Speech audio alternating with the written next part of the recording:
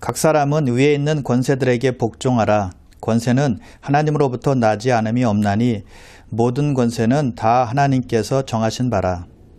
그러므로 권세를 거스리는 자는 하나님의 명을 거스림이니 거스리는 자들은 심판을 자취하리라. 다스리는 자들은 선한 일에 대하여 두려움이 되지 않고 악한 일에 대하여 되나니 내가 권세를 두려워하지 아니하려느냐. 선을 행하라. 그리하면 그에게 칭찬을 받으리라. 그는 하나님의 사역자가 되어 내게 선을 베푸는 자니라. 그러나 내가 악을 행하거든 두려워하라. 그가 공연히 칼을 가지지 아니하였으니 곧 하나님의 사역자가 되어 악을 행하는 자에게 진노하심을 따라 보응하는 자니라. 그러므로 복종하지 아니할 수 없으니 진노 때문에 할 것이 아니라 양심을 따라 할 것이라. 너희가 조세를 바치는 것도 이로 말미암음이라. 그들이 하나님의 일꾼이 되어 바로 이 일에 항상 힘쓰느니라. 모든 자에게 줄 것을 주되 조세를 받을 자에게 조세를 바치고 관세를 받을 자에게 관세를 바치고 두려워할 자를 두려워하며 존경할 자를 존경하라. 아멘.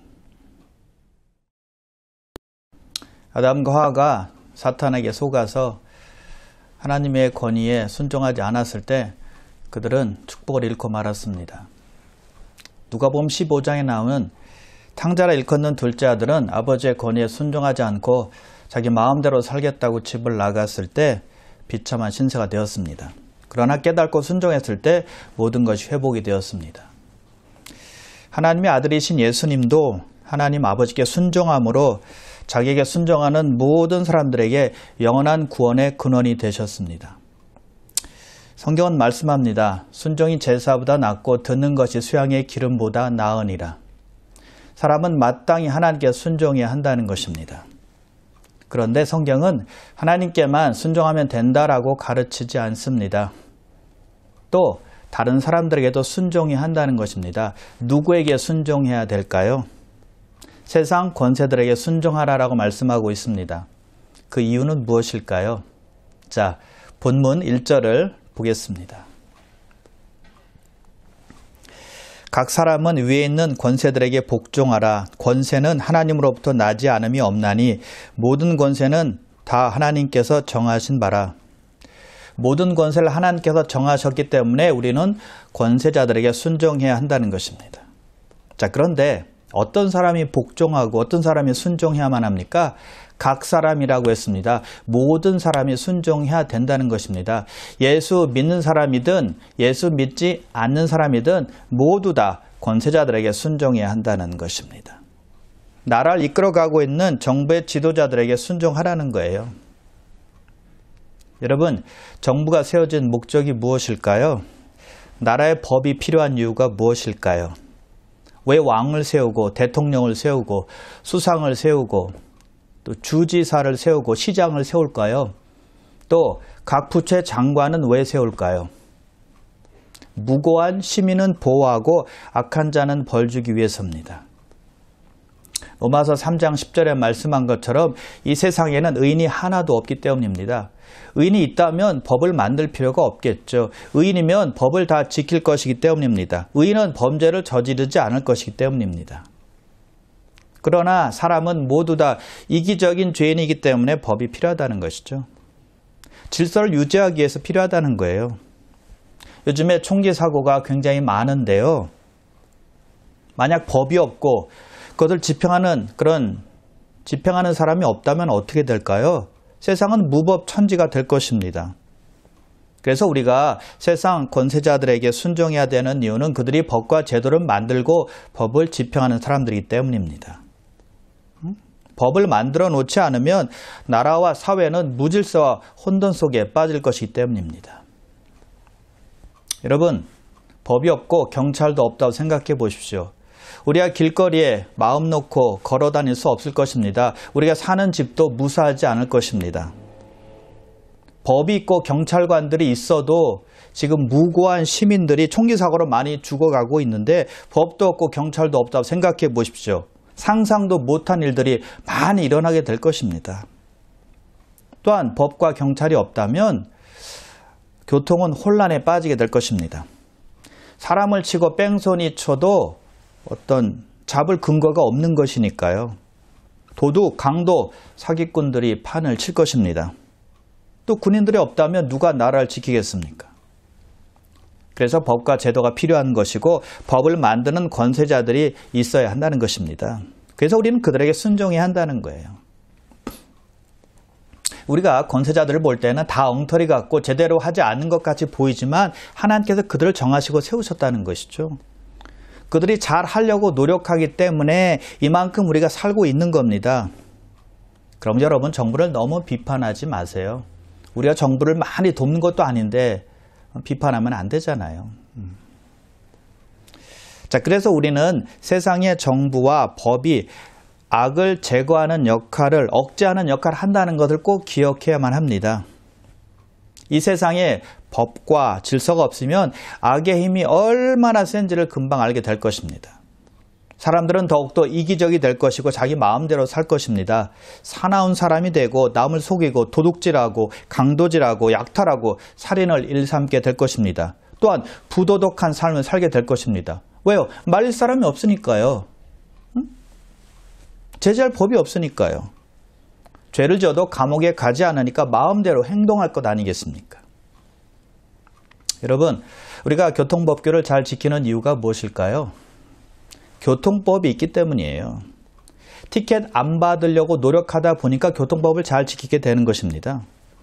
천성적으로 법이 없어도 사는 사람이기 때문이 아니라 티켓 받으면 벌금 내야 되고 포인트 올라가고 또 보험료가 올라가기 때문이죠. 그래서 교통법을 잘 지키는 것입니다. 그래서 법이 중요한 것이고 법을 제정하는 권세자들이 필요하다는 것입니다. 그래서 그들에게 순종해야 된다는 거예요.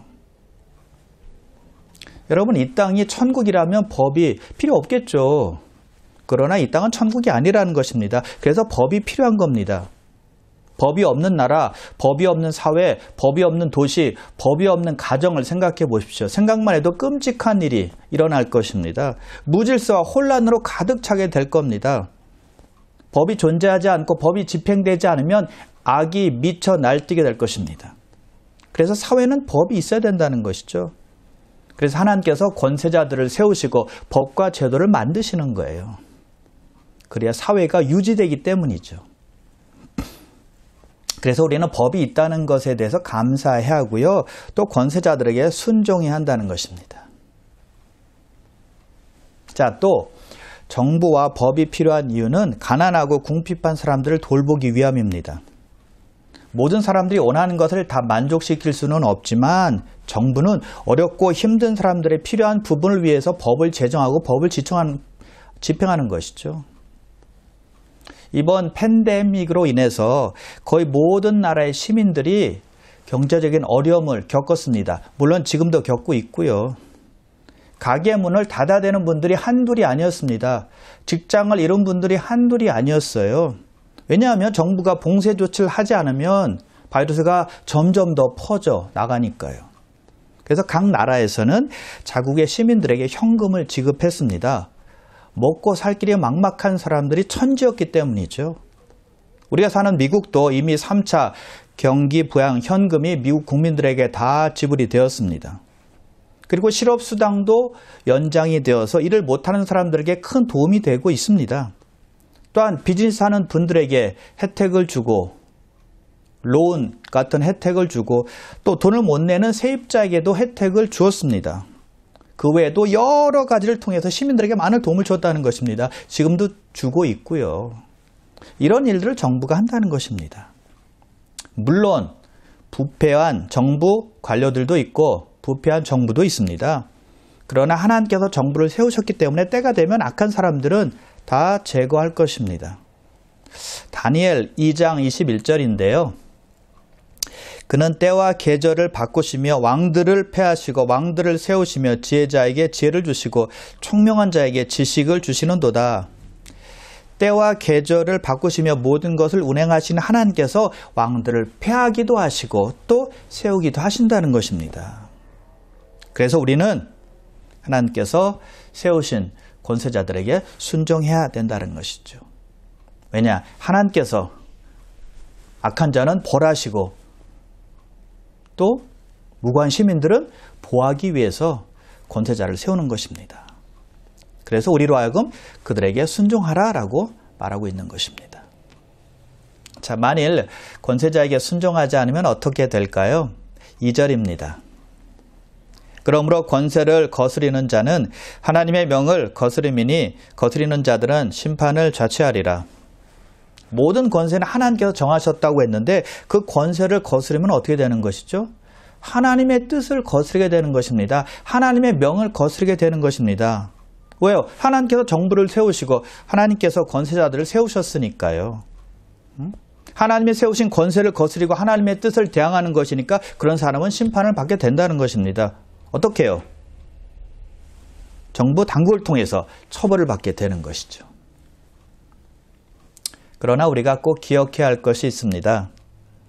성경은 우리가 맹목적으로 인간 정부에게 복종하라 라고 말씀하시지 않는다는 것입니다. 자, 몇 가지 성경의 예가 있는데요. 첫 번째는 사도행전 5장에 나옵니다. 그 당시에 권력자들인 사내들인 공회가 사도들에게 예수의 이름을 가르치지 말라, 예수의 이름을 전하지 말라라고 경고를 했습니다. 그때 베드로와 사도들이 그 권력자들한테 이렇게 말합니다. 사람보다 하나님께 순종하는 것이 마땅하니라. 복음을 전하지 말라는 명령에 순종할 수 없다는 것입니다. 세상 권력자들에게 복종하라 라고 했다고 해서 복음 전하는 것도 금해하는 것은 아니라는 것입니다. 하나님의 명령은 언제나 인간 정부 위에 있다는 것입니다. 우선이 돼야 된다는 것입니다. 여러분, 그 일 때문에 사도들이 사형당했나요? 천만에요. 오히려 그때부터 더 왕성하게 복음을 전하게 되었습니다. 그리고 다니엘 3장에 보면 바벨론 왕 느부갓네살 왕이 금신상을 세워서 모든 백성들에게 절하도록 명령을 했습니다. 그런데 사드락과 메삭과 아벳노고는 절하지 않았습니다. 임금의 왕의 명령을 거역한 것입니다. 순종하지 않은 것입니다. 하나님을 경배해야지 우상에게 절해서는 안 된다라는 하나님의 법을 따른 것입니다. 그들은 평소보다 7배가 더 뜨거운 풀문불에 들어갔지만 머리털 하나도 걸리지 않고 건짐받게 되었습니다. 자, 그 일로 인해서 왕이 어떻게 변했을까요? 느부갓네살 왕, 그렇게 악한 폭군이 그 일로 인해서 하나님을 찬양하게 되었다는 것입니다. 할렐루야.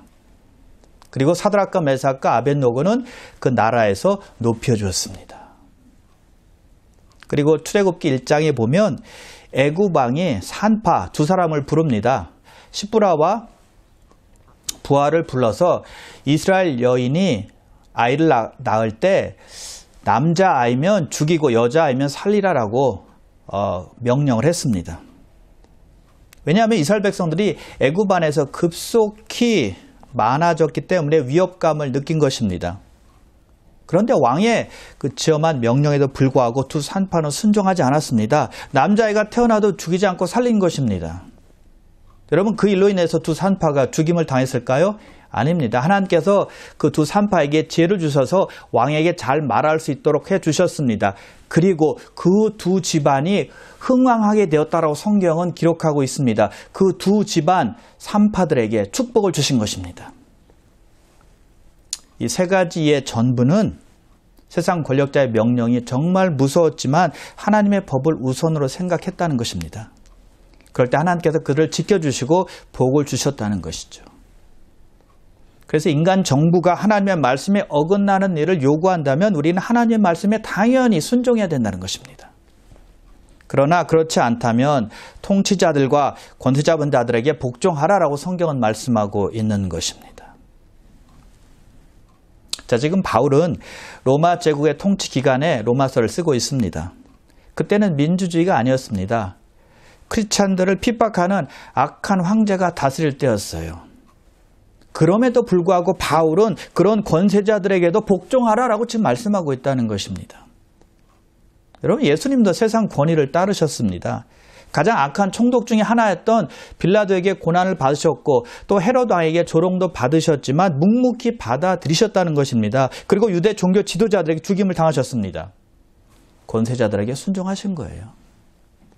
그리고 예수님의 제자들도 핍박받을 때 대항하거나 거역하지 않았습니다. 그대로 고난을 당했고 순교를 받아들였다는 것입니다. 바울도 마찬가지고요. 예수님도 그렇고 그의 사도들도 그렇고 세상의 권위를 무시하거나 부인하거나 비방하거나 반항하지 않았다는 것입니다. 그래서 성경은 우리에게 위에 있는 권세들에게 복종하라라고 말씀하고 있는 것입니다. 자, 그런데 세상 권세자가 우리가 믿는 하나님을 대적할 때는 어떻게 해야 될까요? 하나님의 일을 방해할 때는 어떻게 해야 될까요? 복음 전하는 것을 막을 때는 어떻게 해야 될까요? 베드로가 오순절날 성령 충만함을 받고 설교했을 때 3,000명 또 5,000명의 사람들이 회개하는 역사가 일어났습니다. 그것을 본 산헤드린 공회가 시기하여서 베드로와 사도들에게 예수의 이름으로 가르치지도 말고 전하지도 말라라고 경고를 했습니다.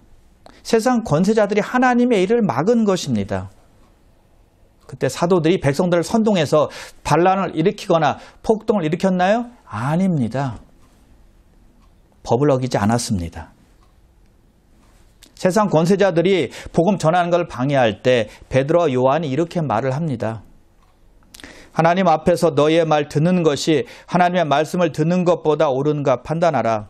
우리는 보고 들은 것을 말하지 아니할 수 없노라. 이렇게 사도들이 말하니까 권세자들이 할 말이 없는 겁니다.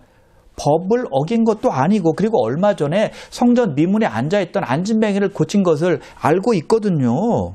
더 이상 트집 잡을 수가 없는 겁니다. 그래서 붙잡았던 사도들을 다 그냥 놔주게 되었습니다. 그것을 모든 백성들이 보고 하나님께 영광을 돌리게 되었습니다.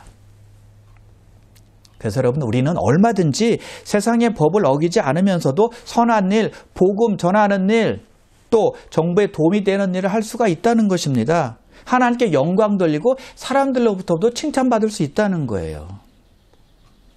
우리는 법과 제도 안에서 얼마든지 복음을 전하고 하나님의 영광을 드러내고 사람들로부터 칭찬받을 수 있다는 거예요.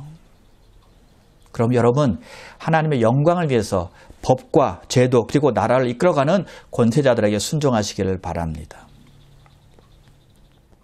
자, 그런데 정부가 예수 믿으면 벌금을 무는 법을 세워놓고 또 하나님께 예배를 드리면 감옥에 집어넣는 법을 세워놓았다고 생각해 보십시오. 그러면 우리 예수 믿는 사람들은 어떻게 해야만 될까요?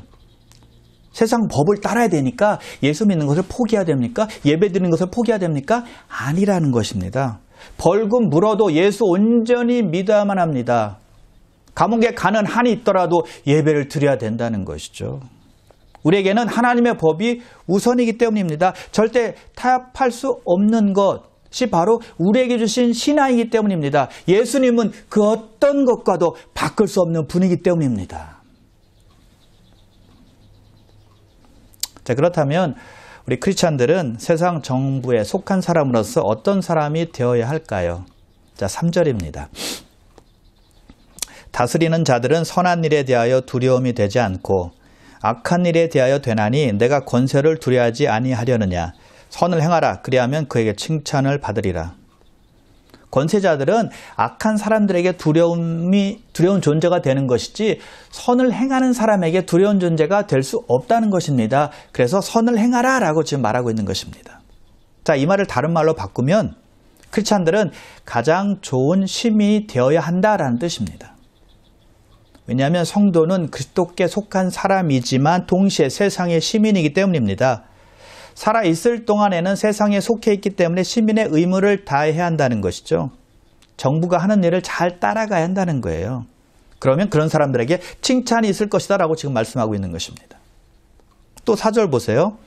그는 하나님의 사역자가 되어 내게 선을 베푸는 자니라. 그러나 내가 악을 행하거든 두려워하라.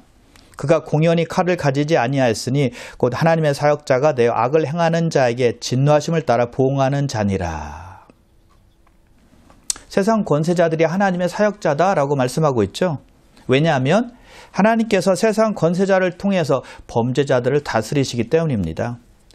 하나님께서 정부 관료들에게 악한 사람을 벌하는 권세를 주셨다는 거예요. 사람을 죽이고 살리는 권세를 주신 것이죠. 그래서 그들이 하나님의 사역자라면 그들은 자신을 하나님의 종으로 생각해야만 합니다. 자기가 하나님인 것처럼 행동하고 백성들을 다스리면 안 된다는 것이죠. 교만하면 절대 안 된다는 것이죠. 예수님께서 붙잡히실 때 베드로가 갖고 있던 칼을 가지고 대제사장의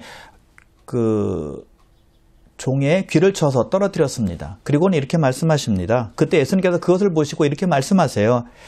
칼을 가지는 자는 다 칼로 망하느니라. 이 말은 칼만 가지면 무조건 칼과 함께 망한다라는 뜻이 아니라 누가 사람을 죽이면 정부에 의해서 처벌을 받게 된다는 뜻이에요.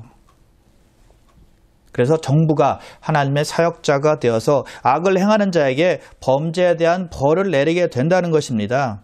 하나님께서 악한 자를 벌할 수 있는 권세를 정부에게 주셨다는 거예요.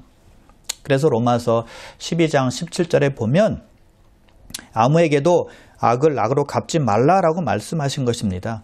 스스로 악으로 갚지 말라는 겁니다. 왜냐하면 하나님께서 세상 정부를 통해서 악을 판단하고 심판하실 것이기 때문입니다.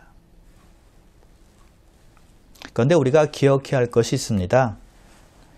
우리가 권세자들에게 순종해야 되는데 세상이 하는 것과는 달라야 한다는 것이죠. 5절 끝부분 보세요. 진노하심 때문에 할 것이 아니라 양심을 따라 할 것이니라. 이 말은요, 정확히 말하면 진노 때문만이 아니라 양심을 따라 하라라는 뜻입니다. 벌 받을까 봐 순종하는 것 당연하지만 그것으로 끝내면 안 되고 순종하는 것이 하나님께서 원하시는 것이다라고 생각하고 순종하라는 거예요. 단지 벌에 대한 두려움 때문에 하지 말고 권세자들을 세우신 하나님의 목적이 있다는 것을 꼭 기억하고 순종하라는 것이죠. 악으로부터 우리를 보호하기 위한 하나님의 방법이 바로 정부라는 사실을 기억하고 순종하라는 것입니다. 여러분, 사실 이 땅에 어떤 법들은 우리가 순종하지 않아도 처벌받지 않습니다. 정부에서 모릅니다. 경찰이 우리를 체포하지도 않습니다. 그런데 하나님은 알고 계시다는 것입니다. 그래서 양심을 따라 행하라 라고 말하고 있는 것입니다. 맹목적으로 순종하는 것이 아니라 양심을 활짝 열고 양심의 눈을 크게 뜨고 순종하라는 거예요. 그리고 바울은 권세자들에게 순종하라 라고 말하고는 이제는 실제적으로 우리가 해야 될 일에 대해서 알려주고 있습니다. 자, 6절과 7절인데요. 너희가 조세를 바치는 것도 이로 말미암음이라. 그들이 하나님의 일꾼이 되어 바로 이 일에 항상 힘쓰느니라. 모든 자에게 줄 것을 주되 조세를 받을 자에게 조세를 바치고 관세를 받을 자에게 관세를 바치고 두려워할 자를 두려워하며 존경할 자를 존경하라. 우리는 나라법에 순종할 뿐만이 아니라 세금을 잘 내므로 권세자들이 나라를 잘 할 수 있도록 도와야 한다는 것입니다. 우리가 내는 세금으로 인해서 정부 관계자들이 계속적으로 국민을 위해서 일을 할 수 있도록 우리가 해야 된다는 것입니다. 보통 사람들은 이런 생각을 하죠. 정부에서 세금을 너무 많이 떼어간다. 그리고 세금 걷어들인 그 돈으로 무엇을 지금 하고 있느냐? 라고 원망하기도 하는 것입니다. 그러나 정부는 필요한 것을 위해서 또 어려운 사람들을 위해서 그 돈을 사용한다는 걸 꼭 기억하시길 바랍니다. 만일 그렇지 않더라도 세금 내는 것은 시민의 의무라는 것도 꼭 기억해야 된다는 것입니다. 예수님 시대에는 세리들의 타락이 아주 심한 시기였습니다. 로마 정부는 세리들이 자기들에게 세금 바치는 것 외에는 세리들이 다 가질 수 있도록 허락했습니다. 그것이 문제가 됐죠. 그래서 세리들은 백성들로부터 더 많은 돈을 거두려고 했던 것입니다. 왜요? 그래야 자기들이 챙길 돈이 더 많아지니까요. 더군다나 세리가 거둔 돈을 자기 나라를 지배하고 있던 로마 정부에 바치고 있으니 백성들이 기가 막힐 노릇으로 생각했다는 것입니다. 그래서 로마 정부를 보면 늘 분노했다는 것입니다. 그리고 세리들을 보면서 분노했습니다. 그래서 백성들이 세리들을 보면서 죄인들이다라고 말하는 것이죠. 하루는 유대인들이 예수님을 시험했습니다. 이렇게 질문을 합니다. 우리가 가이사에게 세를 바치는 것이 옳으니까 옳지 않으니까. 만약 예수님께서 로마에게 세금 바치는 것이 옳다라고 말씀하시면 예수님께서는 이스라엘을 배반한다라고 생각을 할 것입니다. 반대로 세금을 바치면 안 된다라고 예수님께서 말씀하시면 로마에 반역하는 사람으로 여겨져서 로마 정부에 예수님을 고발하게 될 것입니다. 어느 쪽으로 대답해도 옳음에 걸리게 되어 있었습니다. 그런데 예수님께서는 그들에게 로마 황제의 글과 형상이 있는 동전을 가지고 오게 합니다. 그리고 예수님께 보이라고 하시면서 이렇게 말씀하시죠. 가이사의 것은 가이사에게, 하나님의 것은 하나님에게 드리라. 가이사의 것은 가이사에게 드리라 라고 말씀하셨다는 것입니다. 즉 세상 정부에게 세금을 내야 한다는 것입니다. 그 당시에 이스라엘을 지배하고 있던 로마 정부는 유대인에게는 원수였습니다. 그럼에도 불구하고 그런 사람들에게도 세금을 내라라고 말씀하셨다는 것입니다. 즉 타락한 정부라도 세금을 내야 한다는 것입니다. 그들에게 순종하라는 것이죠. 자, 여러분, 세금 낼 돈으로 하나님께 헌금하면 어떨까요? 하나님께서 기뻐하실까요? 하나님께서 칭찬하실까요? 아닙니다. 왜냐? 가이사의 것은 가이사에게 드리라라고 말씀하셨기 때문입니다. 그것은 칭찬받을 일이 아니라는 것입니다. 정부에게 줄 것은 정부에게 주어야 맞다는 것입니다. 물론 당연히 하나님의 것은 하나님께 드려야 하는 것이고요. 그리고 바울은 나라의 세금을 내는 것뿐만이 아니라 권세자들에 대한 바른 태도를 갖는 것이 중요하다라고 말하고 있습니다. 여러분, 정보 관료, 정부에서 일하는 분들, 권세자들, 정부 관료들 중에 칭찬받는 사람이 많이 있습니까? 물론 있겠죠. 근데 대부분은요, 많이 욕을 얻어먹습니다. 비난을 계속 받아요. 정부 관계자들 치고 비난받지 않은 사람 있습니까? 별로 없어요. 욕을 얻어먹지 않은 사람 있습니까? 별로 없다는 것입니다. 그럼에도 불구하고 우리의 태도는 어떠해야 되느냐? 7절에 말씀하고 있습니다. 끝에 보세요. 두려워할 자를 두려워하며 존경할 자를 존경하라. 두려워하고 존경하라는 것입니다. 존경하고 싶지 않은 권세자들 물론 있죠. 그럼에도 불구하고 존경해야 됩니다. 왜요? 하나님께서 그들을 세우셨으니까요. 1절 다시 보세요. 권세는 하나님으로부터 나지 않음이 없나니 모든 권세는 다 하나님께서 정하신 바라. 모든 권세를 하나님께서 다 정하셨기 때문에 욕하고 비난하는 것이 아니라 그들을 두려워해야 되고 존경해야 된다는 것입니다. 우리를 위해서 일하고 있잖아요. 잘하는 것도 많이 있고요. 그리고 우리가 세상 법과 질서를 지켜야 되는 이유가 무엇일까요? 베드로전서 2장 15절입니다. 곧 선행으로 어리석은 사람들의 무식한 말을 막으시는 것이라. 자, 원어에 보면 하나님의 뜻이란 단어가 이 구절 속에 포함되어 있기 때문에 이 구절은 이렇게 읽어야 맞습니다. 선행으로 어리석은 사람들의 무식한 말을 막으시는 것이 하나님의 뜻이라. 선행으로, 즉 법과 질서를 지킴으로 말미암아 믿지 않는 불신자들이 믿는 자들을 비방하는 것을 막는 것, 이것이 하나님의 뜻이라는 것입니다.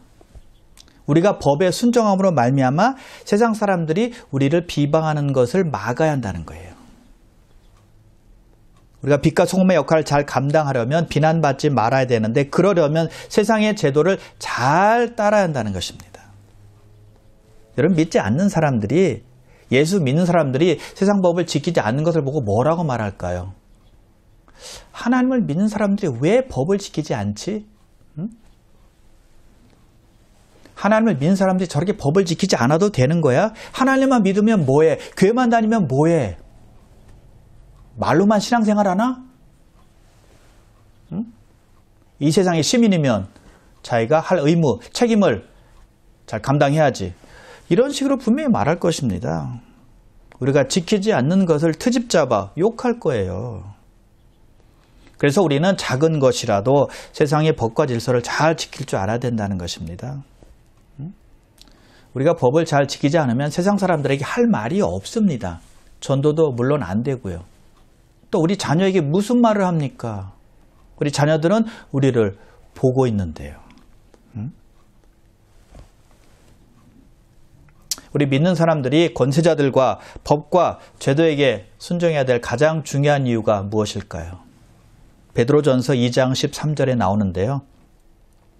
인간의 모든 제도를 주를 위하여 순종하라. 누구를 위하여 순종해야 된다고요?